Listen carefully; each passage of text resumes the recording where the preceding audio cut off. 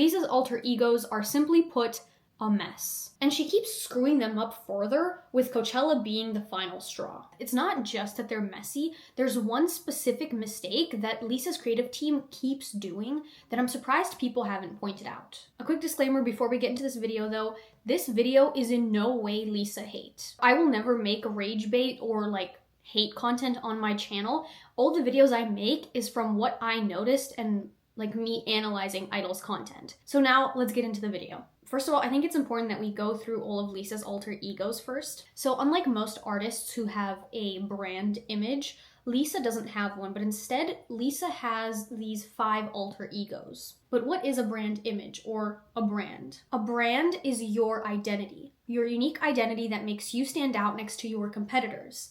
It's like a bunch of little things that define you. People may not actively think it, but subconsciously it's what they associate you with. Basically, it's like your reputation. It's what you're known for. Artists usually build themselves a certain aesthetic or brand. Think, for example, Billie Eilish's mask, gloomy tomboy vibe, and then vulnerable lyrics that don't shy away from a dark undertone. Through her music and visuals, we can understand who she is as a person. Billie Eilish will attract a certain type of audience because she herself has this clear brand with a personal aspect. Another good example is Olivia Rodrigo. Olivia Rodrigo has a clear audience because she has a clear brand. The sadness of youth, sitting in a corner at some party, and tears falling onto your guitar is the vibe that I get from Olivia.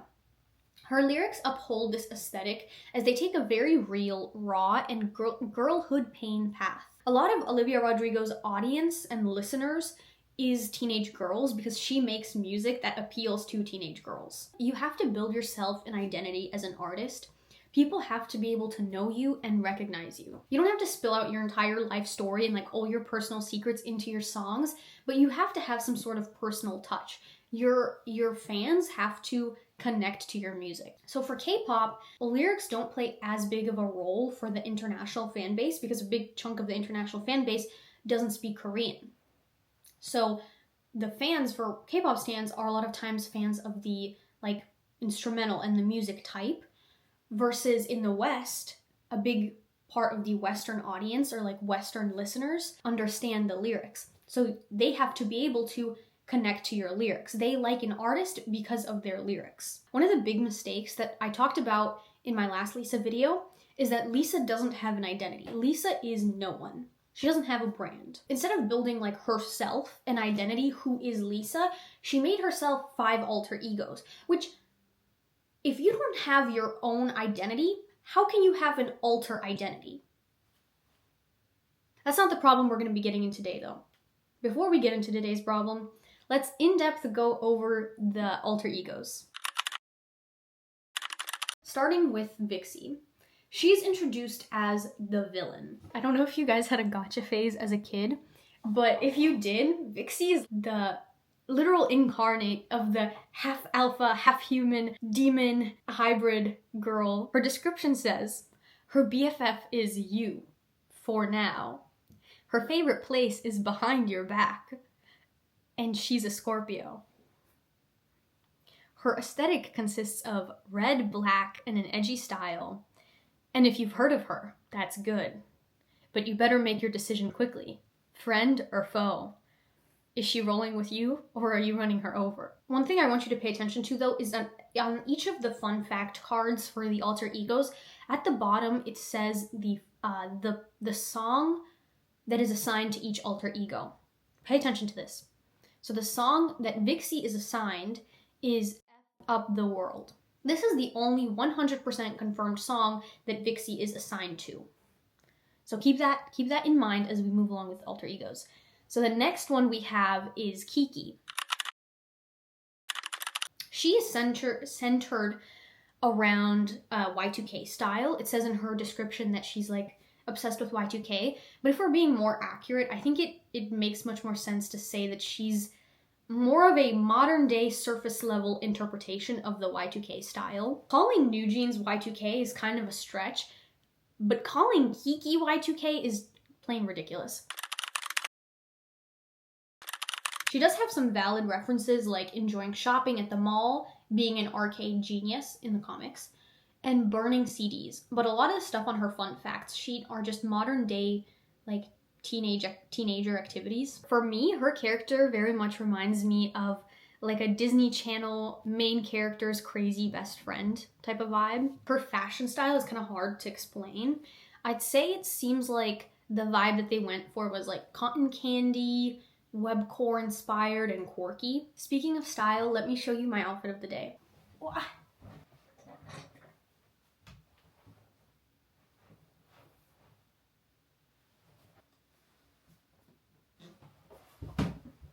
And Kiki's assigned song is New Woman.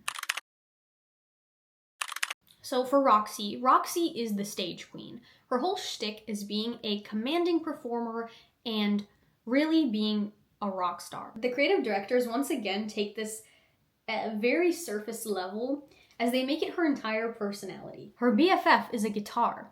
Her favorite place is the stage, and her biggest fear is a blown speaker. Okay, one thing that I find incredibly funny is the fact that her favorite snack is ghost pepper chips, because that means that Roxy either has insane spice tolerance or she's calling the plumber like every other day. Okay, who snacks on ghost pepper chips? I feel like that's like something you have like rarely. I feel like if you challenged Roxy to like the one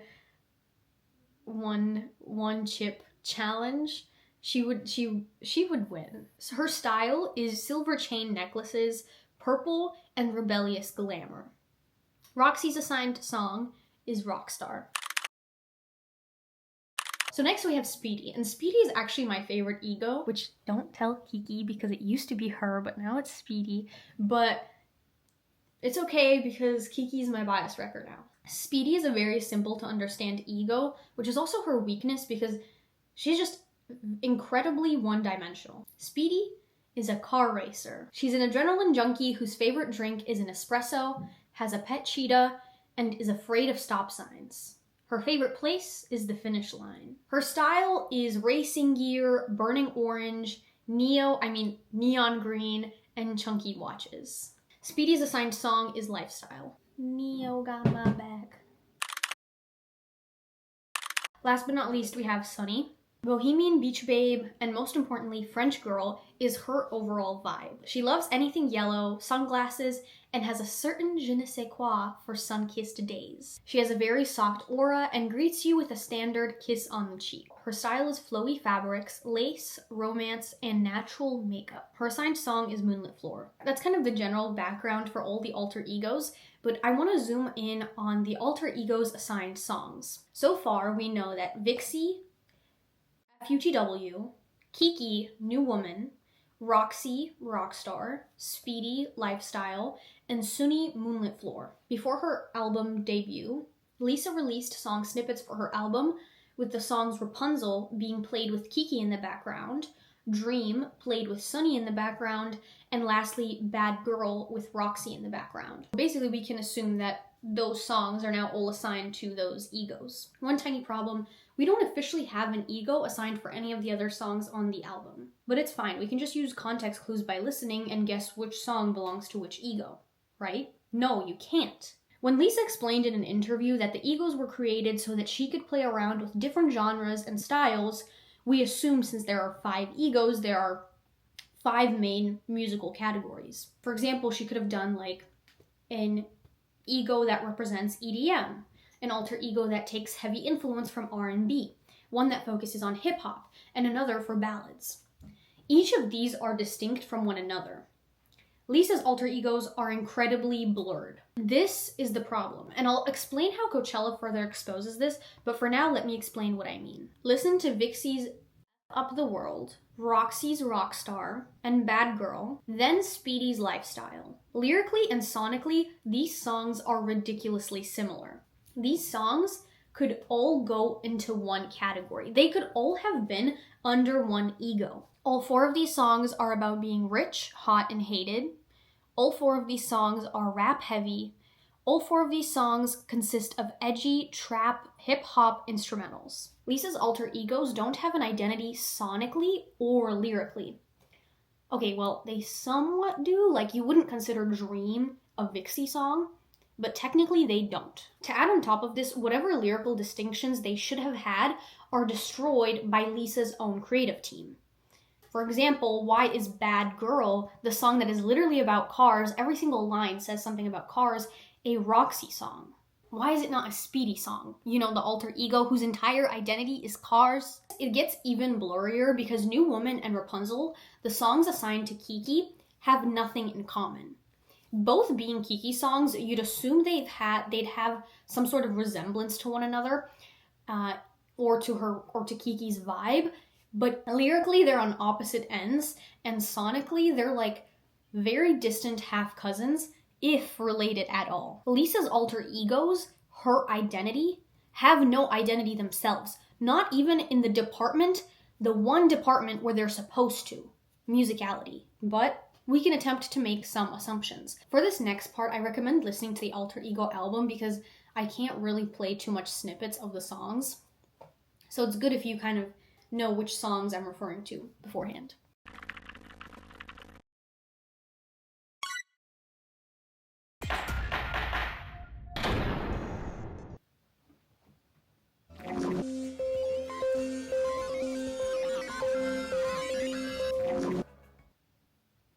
Starting with Thunder. Overall, it has a pretty villain vibe with, once again, braggy lyrics, but if you look at the tone that she uses throughout the song, kind of like the deep voice tone, and then the instrumental, this song is definitely a vixie song. That is about the easiest part of this investigation, as none of the other songs make any sense. Beginning with When I'm With You. This is probably one of the most sonically distinct songs on the album. This song follows like an Afrobeats sound, and it kind of like, maybe it's like the drum or something used throughout the song, but the song always gives me like video game vibes. Something about the instrumental. Not a single song on this album sounds similar to When I'm With You, so we can't really sort it to an ego based off of similarity. This song is absolutely not a villain anthem, nor is it anything Y2K, so we can cross off Vixie and Kiki off our list. Lyrically, it is about love, but it is also once again about being rich, hot, and hated, so we can't really put it under the Sunny category. Even harder to put it under the Sunny category because this song does not give a Sunny vibe whatsoever. It's not like this slow type of ballad song. Then you have the hype car racer Speedy and the rock star stage beast Roxy, neither of which makes sense for this song. When I'm With You is our first lost cause, so let's put her to the side and let's move on to Elastigirl. Ignoring the freaky undertones and the double meanings in this song, Elastigirl is actually a pretty meaningful song. Or maybe my standards are just low, I don't know. Elisa's point throughout this song is that she can bounce back from anything that life throws at her, being literally and metaphorically flexible. No 2000s inspired instrumental. She references superheroes, but other than that, no villain vibe present throughout the lyrics or the instrumental. And very obviously, this isn't a stage rocker type song, nor does it fall under the Sunny or Speedy category, so we have ourselves once again another lost cause. But wait, maybe chill. Maybe chill. Our next song will be The Light at the End of the Tunnel. Chill clearly has Y2K inspo. It practically screams like I'm gonna say this wrong. Timbaland era with like a modern twist. When I first heard this song, I instantly thought of Promiscuous Girl. So following the Lisa logic, this is very obviously a Kiki song. No, that's wrong. Lisa's Coachella had a very heavy focus on stage and performance, which I don't want to know how much that cost her, especially since she is her own boss, like she has to pay for this. Her performance was split into 5 segments, each representing an ego. My first thought upon hearing that Lisa was going to perform at Coachella was that, oh my gosh, we're finally going to figure out the ego that every single song belongs to. So the first segment of the Coachella stage was the Vixie segment with Thunder and F Up the World, which confirms my earlier prediction that Thunder was a Vixie song. This section also featured La Lisa with this really epic transition from FUTW where she goes, then listen to my old bleep, and then it starts playing La Lisa, which is the old bleep that she literally just referenced. So after the Vixie segment, we had the Kiki segment, and for that we had New Woman, and then When I'm With You. So then for the Sunny segment, which comes after, we had Moonlit Floor, Dream, and Chill. In what world is Chill a Sunny song? Speedy gets Elastigirl and Born Again, with a special money feature in her segment as well. Last but not least is Roxy's segment, and Roxy gets Lifestyle and Rockstar. I do want to acknowledge that the mess up of the songs was probably intentional for the Coachella performance logistics, but that doesn't change the fact that it damages the egos' identities. Not only does it prove how similar and unnecessary some of the egos are, but it also shows how the same system Lisa's creative team created as an excuse to play around with different genres is their downfall. It is their downfall because of how weak and sloppy it is. It makes it worse when you notice how in between each segment at Coachella, she literally has an alter ego introduction saying, hey, this is Roxy's segment. Hey, this is Vixie's segment. And it plays this little visual of each character. But then she goes ahead and she plays Lifestyle, Speedy's main song, for Roxy's segment. If you went to the Loud headquarters and asked for the definition of Roxy, what is her musical identity, they wouldn't be able to tell you. Because not only does she have no identity, they trap themselves in this 5-sided alter ego box, where now they have to either follow their rules and make a 5-part Coachella stage with each ego segment following a strict set list of strictly their songs, or they don't follow their rules and make a sloppy mess of Lisa's brand so that Coachella can run smoothly. This alter ego concept that Lisa and her creative team chose has trapped them in the worst way possible. Beyond the point I just brought up, there are so many other bumps on the road that they will run into. Will the next album keep these alter egos? Will they be discarded and replaced with new ones? Will she completely stop doing the alter ego thing? The thing is, this isn't K-pop anymore. Disposing of concepts and replacing them each month isn't normal.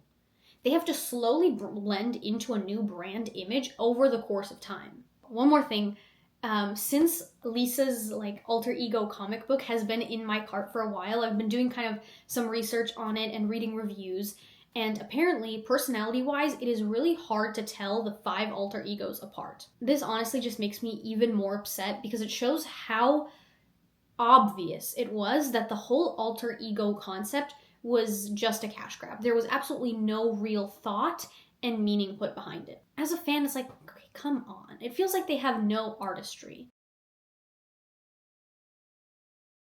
That is it for today's video. Thank you so much for watching, and I will hopefully see you in my next one. My cat is in the shower. I don't know what she's doing in there. She's so cute. Anyway.